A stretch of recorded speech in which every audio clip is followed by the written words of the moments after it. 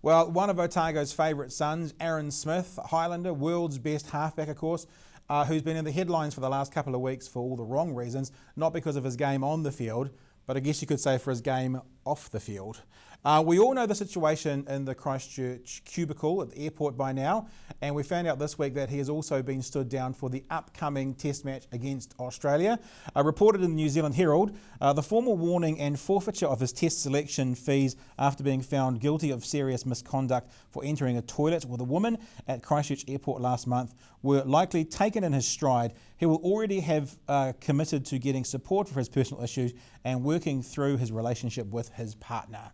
So we know the story, we know what's been going on, but I just want to remind you when this story broke and Aaron Smith was in South Africa with the team before he was, well, actually I want to clear something up. People say he was sent home.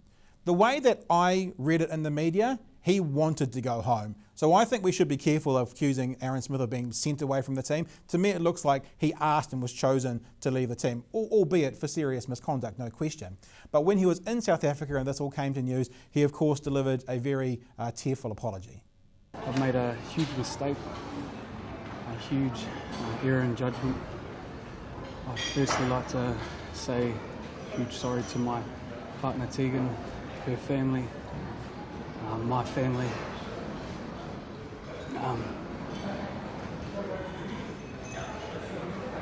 Also sorry to my teammates, NZAU and New Zealand fans. My behaviour is unacceptable, and if you could respect me and my partner in this situation. I'm just trying to get home to deal with this. So we find out this week that he has also been stood down for the upcoming Test match, as I mentioned earlier. Of course, it's an incredible Test match. It's a chance for the All Blacks to break the world record, 18 consecutive wins for a Tier 1 level team. It'll hurt a lot for Aaron Smith to not be in this match, especially if the record is won, which we're all hoping. Neil Sorensen, who was the New Zealand Rugby General Manager of Rugby, explained in a bit more detail as to why Aaron wasn't playing this week, and he said this: Aaron presented himself as genuine, honest and incredibly remorseful. We've also taken into account the fact the very public nature of his incident has had a significant impact on him personally.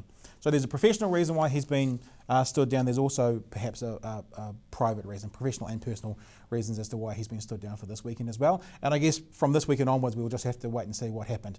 Interestingly enough, there's been quite a lot of commentary around this whole issue. And recently on News Talk ZB, Mike Hosking offered us a slice of his thoughts around a piece of video they do called Mike's Minute.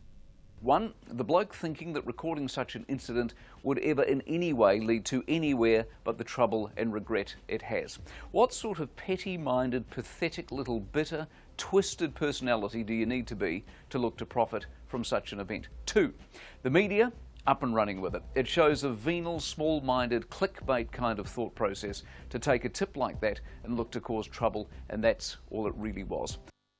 So you can see the title of that clip with Mike Hosking, that Aaron Smith deserves more apologies. This of course comes on the back of the person who videoed or who dobbed him in or who reported him, whichever phrase you'd be more comfortable with, to the media apologising to Aaron Smith. Of course, we suggested last week that perhaps that person is more concerned about legal action from Aaron Smith, because many outlets are suggesting perhaps his privacy has been breached and that it wasn't appropriate to film someone in a bathroom, no matter what they were doing, of a non-public Christchurch Airport. Mike Hosking went on in that same Mike's Minute to say this: the sort of circus you get in a country that sadly has too many too many people whose sole purpose in life is to feed off the misery of others, the sort of people who revel in scandal and gossip and innuendo.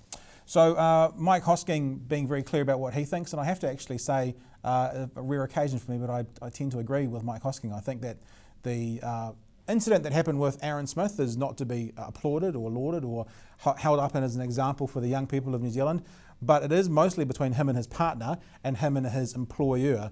The country seems to have taken this in two hands, and it's become, or it was certainly a week or so ago, the best water cooler conversation in the country, and then the media has expanded that to a level of serious focus beyond perhaps what it was worth. So Aaron Smith is out for this weekend. As a rugby fan, I really hope to see him back sooner rather than later. He is the world's best halfback.